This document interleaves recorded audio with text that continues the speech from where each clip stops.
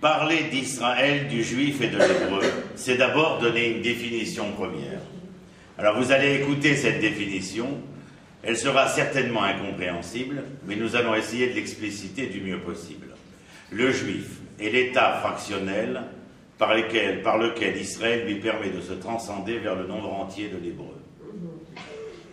Le juif est l'état, je répète, car je sais, c'est Baruch Hashem, vous savez que je suis professeur d'études juives, donc j'enseigne dans les facs israéliennes et en français et en hébreu, mais je sais que si nous voulons étudier, il y a besoin d'entamer un langage hébraïque qui soit châtié de la même manière en langue française. Je considère mes élèves, mes étudiants, mes publics comme des êtres intelligents, réfléchis, émotionnels et passionnels. C'est la raison pour laquelle nous refuserons de rester au ras des pâquerettes et nous essaierons de nous élever pour mieux nous relever de là où nous sommes.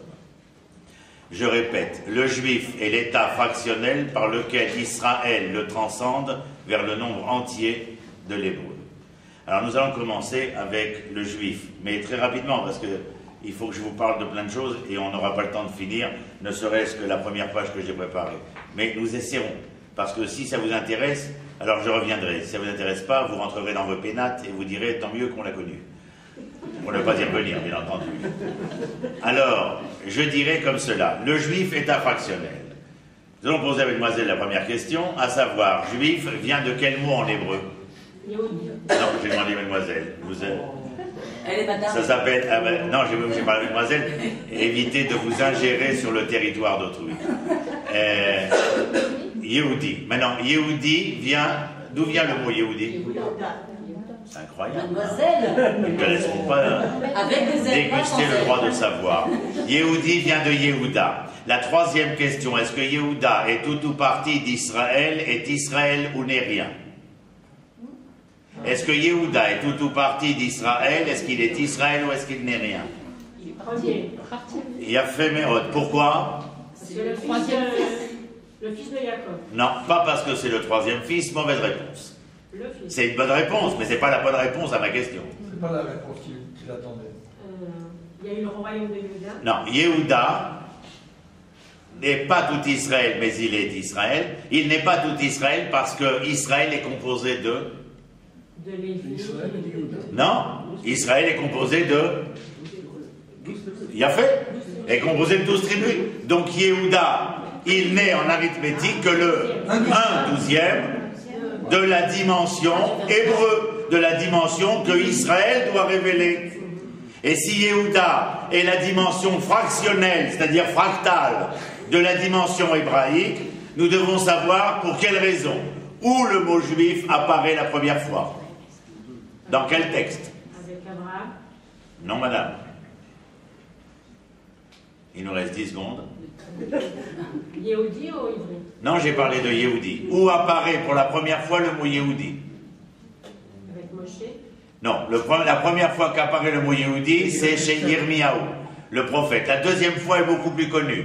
Mordechai, Ish Yehudi, Yafé. Celle-là est connue, mais elle n'est pas la première. La première apparaît dans la littérature de Jérémie, au moment où il se lamente sur les vicissitudes de la fin du premier temple, ce qui permettra à la linguistique française de parler de jérémiade.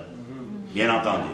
Or, Jérémie est l'auteur, en tout cas, le présent de l'histoire pré-destruction du premier temple, et c'est lorsque le temple va être détruit et que les enfants d'Israël vont être exilés que le mot juif apparaît dans cette dimension de devoir quitter le terroir ancestral qui fut le nôtre. Or, le juif n'apparaît donc qu'à partir du moment où la souveraineté, l'indépendance nationale en est défaite. Ce qui nous permet de dire que si dans le droit international, le peuple est un groupe humain lié par une même langue, une même histoire, une même culture et une même terre, nous voici, ou plutôt nous voilà, perdant la langue, perdant l'histoire, perdant la terre, ne nous laissant entre les mains que la culture, c'est-à-dire cette Torah qui veut dire en vérité enseignement et que Dieu nous préserve par religion. Donc le mot juif est en vérité la symbolique identitaire de l'état exilique de ce qui fut l'hébreu Be'eretz Israël, parce qu'il perdit langue, histoire, terre, ne restant ou ne lui laissant entre les mains que ce que nous appellerons sa Torah, son enseignement, c'est-à-dire sa constitution, car si même il devenait l'État fractionnel, cette constitution lui permettait de continuer à rêver à des temps non pas immémoraux, mais moraux, vers lesquels il pourrait recouvrir, non pas un tant soit peu, mais pleinement l'identité première. Vous me suivez? Si vous ne me suivez pas, vous vous interrogez. C'est très important de suivre parce que sans ces connaissances-là, on marche à côté de l'histoire. C'est absolument inadmissible. Vous savez quel est mon parcours, je vous l'ai dit en 30 secondes, ça veut dire que je ne supporte pas la méconnaissance et l'accultisme. Ça veut dire qu'il faut que nous avons entre les mains un titre que les nations nous ont décerné. Vous savez lequel? En 1985, l'UNESCO envoie un message à M. Menachem Begin, lui disant que l'UNESCO venait de décerner à l'État d'Israël le titre de peuple du livre. Menachem Begin y répondit en disant « Nous vous remercions bien aimablement, mais sachez que nous le savions déjà. Car la Bible est le livre le plus traduit et le plus vendu au monde. Et si nous sommes le peuple du livre, il serait de bonne loi d'être un tant soit peu connaissant et connaisseur de ce livre-là. Quand je suis revenu à l'essence de mon être, j'ai lu la Bible 3 fois, vous ne devinerez jamais comment. À l'aller et au retour, c'est-à-dire recto verso, dans un sens et dans l'autre. Vous me prenez pour un fou? Non. J'ai bien étudié tout petit le dictionnaire Larousse et l'encyclopédie Flammarion dans les toilettes. Mais parce qu'il était important de savoir. Et c'est la raison pour laquelle j'étais un révolté. Ce que je ne savais pas, c'est que je pouvais atteindre la dimension d'être enfant de prophète comme vous l'êtes, comme je le suis. Car les enfants d'Israël, Bnei Israël, Nevi'im, Bnei Nevi'im. Ils sont prophètes, fils de prophètes, mais qui plus est, si vous interrogez mes étudiantes, car j'enseigne particulièrement aux femmes qui sont peut-être à même d'être le devenir de l'homme, bien avant qu'Aragon l'écrive et que Ferrat le chante. En tout cas, il est clair que nous sommes prophètes, fils de prophètes, mais que nous sommes princes et princesses. Vous savez pourquoi Rabbi Shimon Bar Yochai, dans le traité de Shabbat du Talmud de Babylone, écrit « Ubnei Israël kebnei melachim em ». Les enfants d'Israël sont des enfants de rois, et donc les enfants de rois, c'est clair, qui sont-ils? Donc vous n'avez pas à avoir honte de vous appeler prince ou princesse. Vous entendez, princesse? Ça veut dire tout simplement que si nous gardons le titre de prince ou de princesse, il faut savoir que de porter un tel titre de noblesse nous amène un tant soit peu à savoir comment nous habiller, comment parler, comment nous conduire, comment manger, etc. etc. C'est-à-dire qu'à tout moment, nous sommes les créanciers des lettres de noblesse que nous portons à notre sein. Sachez-le. L'hébreu, dimension fractale, fractionnelle, de parce que je perdais la langue, l'histoire, la terre, il ne me restait que la culture. La deuxième fois qu'apparaît, vous le savez, Mordechai et Yehudi. Mais les Hébreux réapparaissent, 70 ans plus tard, avec un personnage, ou plutôt 3 personnages, je vous l'accorde, qui s'appellent Zorovavel, Ezra et Néhémia. C'est la reconstruction du second temple qui va précéder, bien sûr, l'histoire des Asmonéens, Hanouka, et puis ensuite précéder, bien sûr, l'histoire hérodienne avec laquelle le deuxième temple se terminera lui aussi. Et là, une nouvelle fois, les Juifs, réapparaîtront. Grâce à qui? Aux Romains. Les Romains appelleront les habitants de la Judée les Judéens. C'est-à-dire que Judéens, ils redevenaient juifs, ayant perdu tous ces... Le royaume asmonéen n'a duré que 103 ans. Hérode, oui, 103 ans, enfin, la période pré-hérodienne et post-hérodienne, c'est 103 ans aussi, mais sur 206 ans, c'est la seule période que nous connaissons véritablement de souveraineté nationale.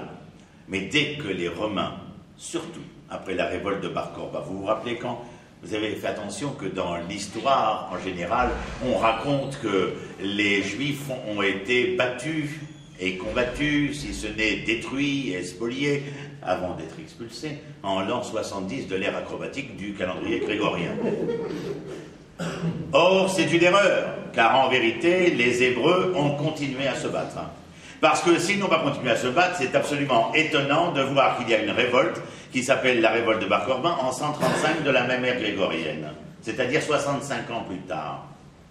Et en vérité, cette bataille est beaucoup plus probante d'ailleurs que ce qui s'est passé bien avant, au moment où Rabbi Yochanan ben Zakkai sort des murailles pour pouvoir se réfugier à Yavne après en avoir reçu l'accord de Vespasien.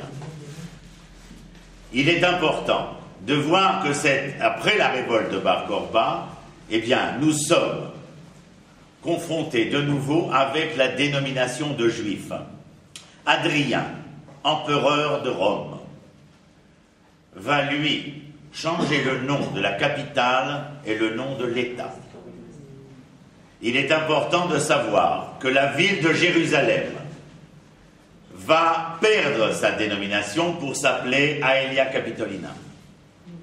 Après avoir été réduit en cendres, c'est-à-dire que la politique d'Adrien, empereur de Rome, sera la politique que nous connaîtrons à l'époque de Napoléon contre l'Empire russe, c'est tabula rasa, c'est-à-dire Jérusalem, non seulement Judenrein, c'est-à-dire vidée de ses juifs, mais vidée de toute pierre sur pierre. Et puis Adrien rayera le nom de Judée sur la cartographie romaine et y inscrira le nom d'une peuplade qui vit entre Kiryat Gat, Aza et Ashdod, qui s'appelle les Philistins, et le nom y restera pour tout le temps, car les Philistins deviendront Palestine. C'est ainsi que l'histoire commence. Là-dessus, sur Philistins, il y a un grand cours, il y a même 2 cours qui se suivent, qui sont très importants. Vous comprenez pourquoi c'est important de savoir? Parce que lorsque j'ai l'occasion d'être interviewé sur les chaînes étrangères ou de recevoir la diplomatie étrangère, ils viennent parce qu'ils savent ce qu'ils vont entendre. Mais c'est comme s'ils avaient envie d'entendre tout ça. C'est-à-dire comme s'ils avaient envie de se faire violence. Car je ne leur fais aucun cadeau. Parce que je leur dis à eux aussi que je refuse de comprendre que l'on ne sache pas. Et la plupart du temps, on utilisera la méconnaissance pour pouvoir outrager la bonne raison et le bon droit d'Israël sur sa terre. Et je ne crois pas, encore une fois, même si c'est très émouvant aujourd'hui, que nous ayons besoin devant les chaînes de télévision, et mes amis journalistes accompagnent le Premier ministre aujourd'hui à Auschwitz, je ne crois pas que nous ayons besoin de brandir le drapeau de la Shoah pour justifier un tant soit peu le fait que nous soyons ici. Et je ne comprends pas non plus, mais je l'ai déjà dit à corps et à cri, que les affaires étrangères aient inscrit dans le protocole de visite officielle qu'on ait besoin de visiter Yad Vashem alors qu'on ne visite pas Hebron. Si nous sommes ici, c'est comme l'écrit Paul Johnson dans le livre The Jews, traduit en français au nom des Juifs. Mais lui, un protestant canadien, écrira qu'il est impossible de commencer l'histoire sans pouvoir s'adresser à son essence, à son début, à son ontologie. C'est faire preuve, à la limite, de manque de respect. Un manque de respect pour nous-mêmes. Car de la même manière que je peux dire à mes étudiantes que lorsqu'elles sont incapables, avant de vouloir offrir à tout un chacun leur amour, leur passion, leur désir, qu'elles soient capables de s'offrir à elles-mêmes cet amour, cette passion, ce désir. Car on ne peut offrir à autrui que ce que nous possédons, jamais ce que nous ne possédons pas. Jamais. Le juif apparaît de nouveau, disons, lorsque Adrien en termine avec la présence d'Israël, la présence des Hébreux en Eretz Israël. Et pendant 2000 ans, les enfants d'Israël seront mus par une seule aspiration, un seul idéal, lorsqu'ils rentreront sous la choupa, où enfin ils avaient la possibilité de rencontrer la dulcinée ou le prince charmant. Même dans ce moment des plus heureux, où le jeu et le tu se rencontrant étaient capables de convaincre l'histoire qu'ils allaient devenir nous, ont brisé un verre. Car dira le Rav Abraham Yitzhak Cohen Cook au XIXe siècle, il n'y a pas de cœur plus entier qu'un cœur brisé. Et c'est la raison pour laquelle, chez les Juifs sfarades, il y aura un sac de cendres dans l'intériorité, un sac de cendres dans l'intériorité de la maison. Il y aura un mur qui ne sera pas peint ou qui ne sera pas fait entièrement. Tout cela afin de se souvenir, bien entendu, de l'état fraction dans lequel nous nous trouvons, et bien entendu de vouloir aspirer à ce retour du nombre entier. Car quel homme pourrait aspirer, un tant soit peu, à vouloir rester déchiré. En hébreu, c'est essentiel de savoir que l'homme et la terre sont d'une même racine étymologique, Adam et Adama, car l'homme tire ses racines de la terre, que la terre donne ses racines à l'homme, et que l'homme sans sa terre est un être déraciné. Il suffit de demander à tous les exilés de la terre ce que veut dire être déraciné. C'est avoir perdu de cette langue, de cette histoire, de cette terre. Et ô combien le juif, dans cet état fractionnel, a besoin d'essayer de retrouver ce nombre entier. Alors nous allons essayer de savoir. Nous n'aurons certainement pas le temps de voir Israël de fond en comble. Mais nous allons essayer de relier les deux éléments de juif et d'hébreu. La première fois que l'hébreu apparaît, on pourrait penser qu'il s'agit de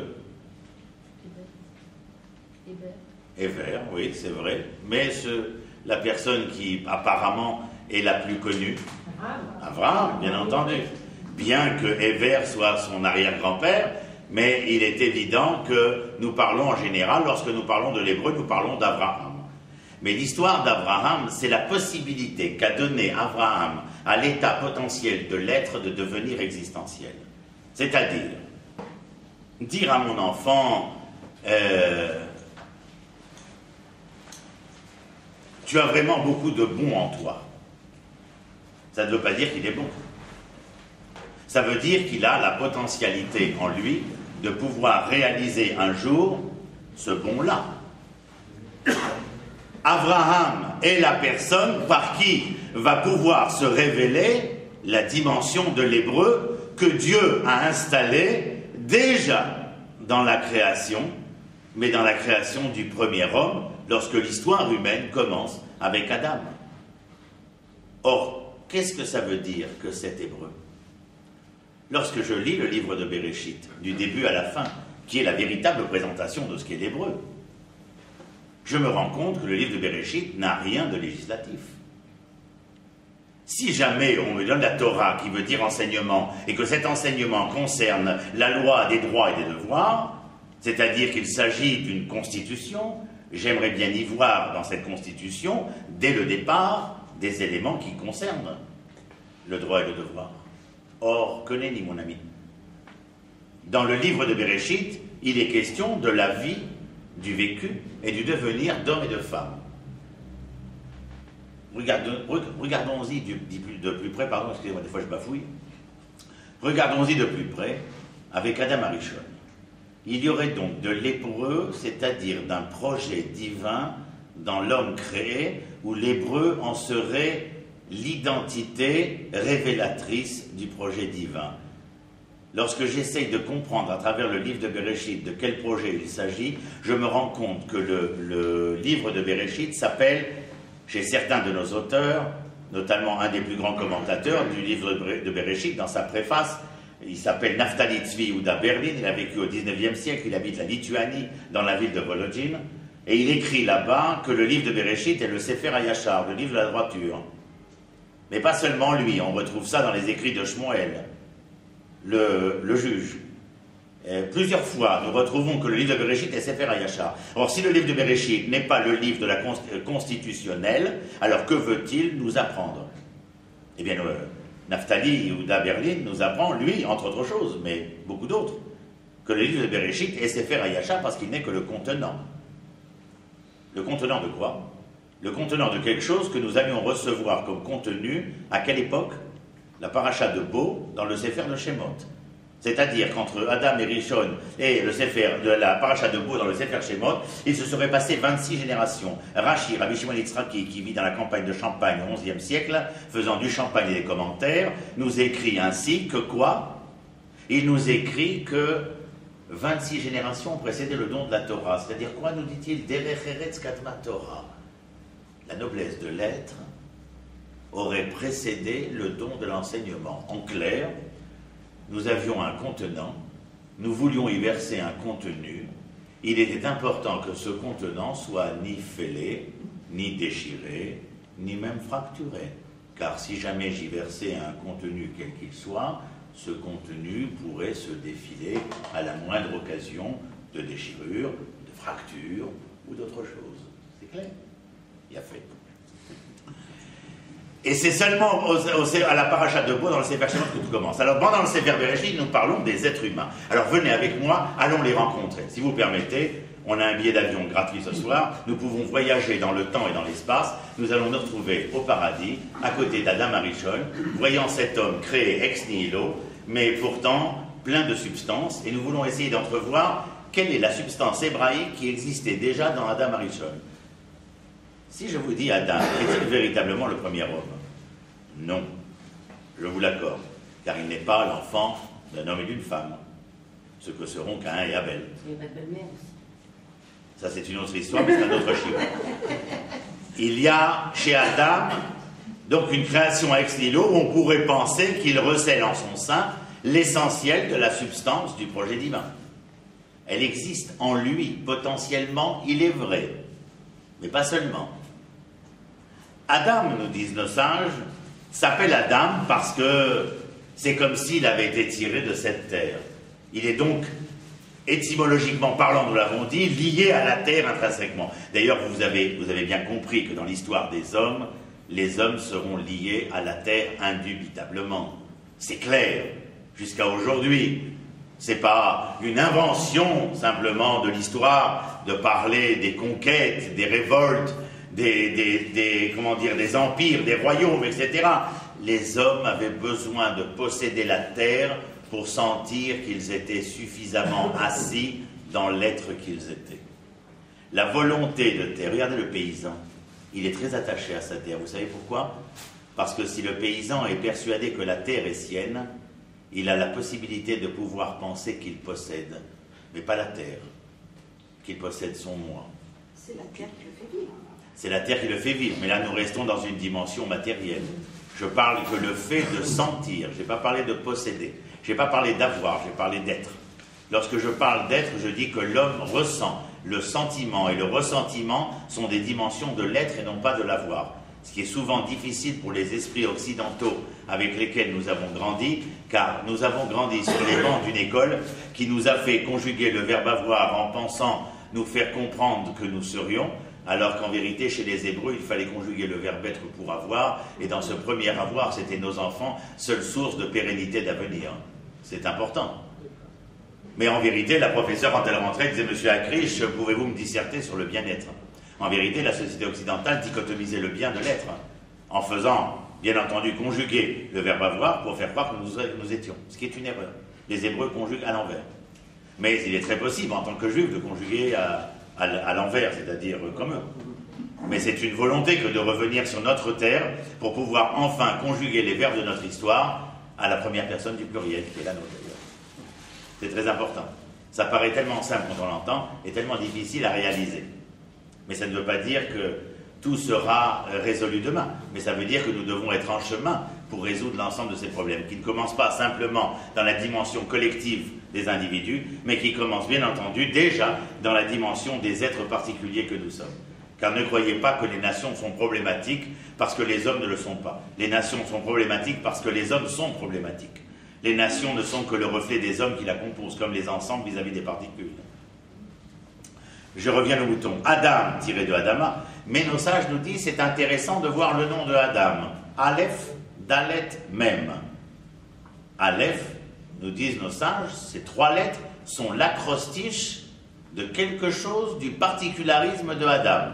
Ce qui voudrait dire que dans l'acrostiche du nom d'Adam se reflèterait quelque chose du projet divin vis-à-vis de l'hébreu. Adam serait l'acrostiche de quoi? De Abraham, David et Moshe. Abraham a dit Ani afar ve'efer, je ne suis que poussière et sang. David a dit Ani ketolahad ve'loish. Et Moshe a dit Vanachnu ma, et nous que sommes-nous? C'est-à-dire que ces trois hommes, dans l'expression que je viens de citer, ont voulu définir quelque chose de particulier. Excusez-moi, qu'est-ce qu'a dit David? David a dit ketolahad ve'loish, je ne suis que ver de terre et rien d'autre. Et Abraham que poussière et cendre, et Moshe a dit Vanachnu ma, que sommes-nous? Qu'ont-ils voulu signifier dans ces propos-là? Je suis un ver de terre, rien d'autre, je ne suis que poussière et cendre. Et nous, que sommes-nous? Ça veut dire quoi? Anava, oui, mais en pathos. L'humilité. Que veut dire être humble? Je suis désolé pour la caméra, mais comme on l'a déjà filmé, je peux le faire devant vous. Et je le fais à chaque fois pour mes élèves, alors vous regardez, parce qu'il n'y a pas de définition de l'humilité. Parce que je dis toujours, lorsqu'on met des mots sur certains propos, il y a quelquefois des dires qui ne veulent plus rien dire. Et rappelez-vous que dans les prophètes, dans le livre des prophètes, bien souvent, les non-dits sont plus importants que les dires, car dans le non-dit, quelquefois, s'exprime beaucoup plus que dans le dire. Quand je l'ai rencontrée et que je l'ai regardée, elle n'avait pas besoin que je dise quelque chose. Elle a vu dans mes yeux tout ce que je voulais dire. C'était ma déclaration, peut-être la plus belle, car avec les mots, peut-être que j'aurais déraillé, bien entendu. Qu'est-ce que c'est l'humilité? L'humilité, c'est ceci. Je vais le mettre à côté de vous. Voilà. Alors regardez, il n'y a pas besoin de mots, car les mots ne veulent pas dire toujours ce que vous voudriez dire. Mais le geste est important. Moi, il y a la table. Je fais ça. Vous voyez ce que j'ai fait? Là, je suis là à côté de toi, et maintenant je fais ça. Qu'est-ce que j'ai fait en faisant ça? Je t'ai permis à toi, être comme à lui, Dieu, par ce pas en arrière, de faire un pas en avant pour permettre la rencontre et la conjugaison des verbes de notre rencontre. C'est l'humilité. L'humilité, c'est de permettre à l'autrui être physique, mais à l'autrui être spirituel, de pouvoir faire un pas en avant afin de permettre à la conjugaison des verbes de la rencontre de pouvoir être et devenir. C'est simple. C'est compliqué, c'est vrai, vous avez raison. Parce que ça commence aussi avec elle. Quand c'est ma dulcimée, fermez les portables, j'en supplie. Sinon je m'en colère. Lorsque... Non, je ne supporte pas les portables. Et lorsque je fais ce point-là, lorsque j'ai rencontré, je suis venu et je lui ai dit « Je aime toi ». J'étais très inspiré par le cinéma hollywoodien, donc j'ai dit « Je aime toi » comme Tarzan and Jane. Mais en vérité, j'ai fait un pas en arrière. Pourquoi? Parce que je voulais qu'elle m'accompagne.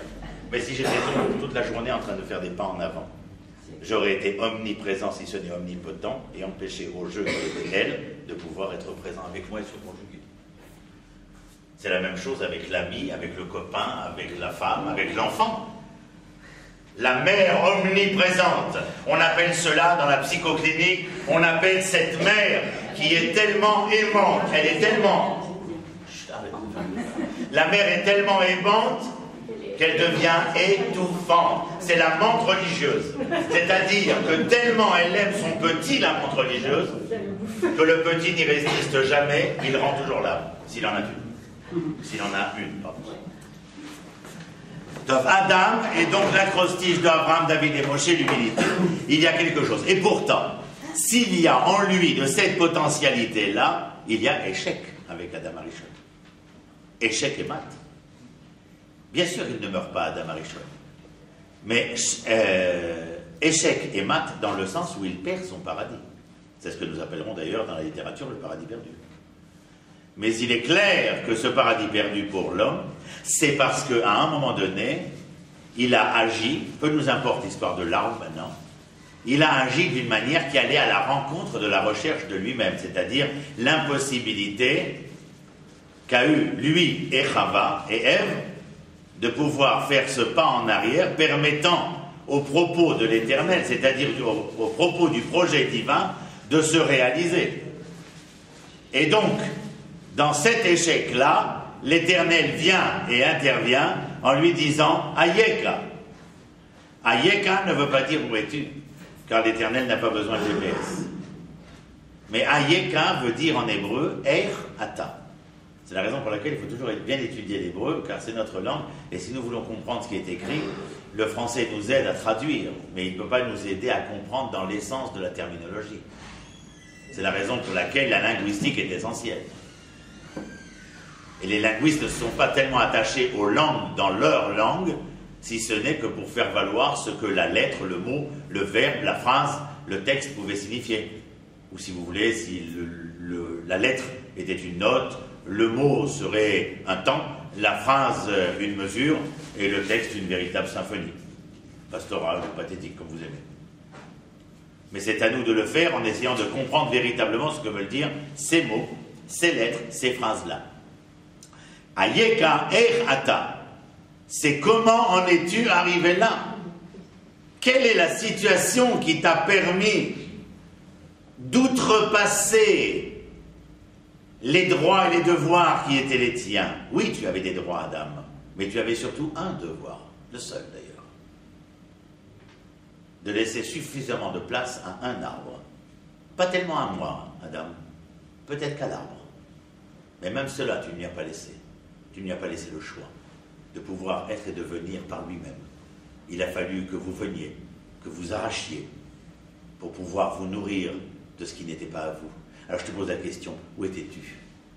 Et Adam se cache derrière un arbre parce qu'il ne peut pas répondre, et le paradis sera perdu parce que Adam n'est pas capable de répondre à la question qui lui est posée à lui-même. Et lorsque l'homme ne peut pas répondre à sa propre question, à la question qui lui est posée, mais pour lui, dans l'être qu'il est, alors il perd son paradis. Rabbi Zoucha Méaniapoli, vous aimez l'histoire chassidique? Une toute petite courte. Rabbi Zoucha Méaniapoli, c'est véritablement le XVIIe siècle. Elles sont merveilleuses, les histoires chassidiques. Le jour où je les ai découvertes, c'est malheureusement après mon voyage en Pologne, j'ai été l'accompagnateur médical du ministère de l'Éducation nationale pour la Pologne. Et grâce à cela, j'ai pu découvrir ce que voulait dire le chassidisme. Mais c'est une autre histoire. Rabbi Zoucha Méaniapoli était sur son lit de mort. Il se lamente. Les élèves sont autour de lui. Il l'interroge. Pourquoi te lamentes-tu? Et il dit, parce que je vais me retrouver devant le tribunal céleste. Alors les élèves lui disent, mais Rabbi, un homme comme toi devant le tribunal céleste ne doit avoir peur de rien du tout. Et il dit, et pourtant si. Il dit, mais on va te demander quoi? Ce qui est écrit dans la Gemara de Sanhedrin, le 11e chapitre, Chélek du Talmud de Babylone, à savoir, as-tu prévu un temps pour la Torah? T'es-tu consacré à la délivrance du peuple d'Israël? Bien sûr, maître, que vous avez été. Et lui continue de pleurer. Et les élèves de l'interroger, de lui dire, mais maître, pourquoi alors continuez-vous de pleurer? Il dit, parce qu'on va me poser une question. Mais nous n'en connaissons pas d'autres. Il dit, pourtant, s'il y en a une autre. Eh bien, dites-la nous. Alors le rabbi cesse de pleurer et dit à ses élèves, lorsque je vais être devant le tribunal céleste, vous vous rappelez comment je m'appelle? Zoucha. C'est son prénom. Lorsque je vais être devant le tribunal céleste, on va me poser une autre question. Zoucha, est-ce que tu as été Zoucha? Déborah, as-tu été Déborah? Michael, as-tu été Michael? Ou bien t'es-tu enfui du Michael qui vibrait dans les méandres des parois de ton cœur? Il est tellement beaucoup plus facile de s'enfuir de soi que de se conjuguer.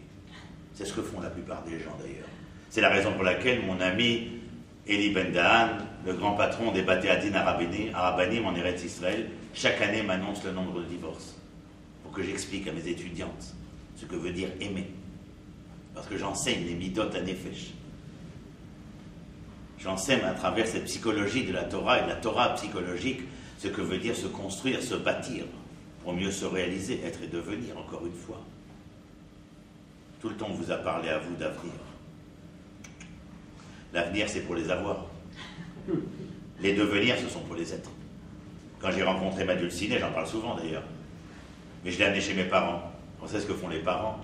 Ah, c'est elle? Ben oui. Comment s'appelle-t-elle? Elle s'appelle Chantal. Et là, la question fatidique, le coup près. Que fait-elle? Mais vous commencez à me connaître, donc j'ai pas la langue de ma poche et je leur ai dit, enfin, mes enfants, mes parents plutôt, ce n'est pas la bonne question. Ah bon? Et qu'est-ce que c'est la bonne question? Eh bien, maman chérie, qui est-elle? Je me marie pas avec un cadre, je me marie avec un être. Et quand on est allé chez ses parents, alors elle m'a présenté, comment s'appelle-t-il? Entendu? Il s'appelait pas Ronnie d'ailleurs, il avait un autre prénom pathos. Mais quand je suis arrivé là-bas, il dit alors la question fatidique, que fait-il? Non maman, il m'a dit que je ne me mariais pas avec un cadre, je me mariais avec un être. Alors il faut le savoir que nous sommes consacrés. C'est bien sûr que c'est beau les 7 jours de festivité, Sheva Brachot, mais le 8e jour au matin. Dites donc, vous n'aurez pas vu mes chaussettes? Est-ce qu'il y a à manger? Pas des choses bassement matérielles. Que fait-on de tout l'amour de l'être tellement recherché? C'est une autre histoire, bien entendu. Adam perdait ce paradis. Nous étions à côté de notre histoire, mais les hommes, comme vous l'avez senti déjà avec Adam, parce qu'il est le prototype humain d'une certaine manière, préfèrent passer à côté de son histoire plutôt que de se conjuguer lorsque cette conjugaison l'entraîne vers des devoirs.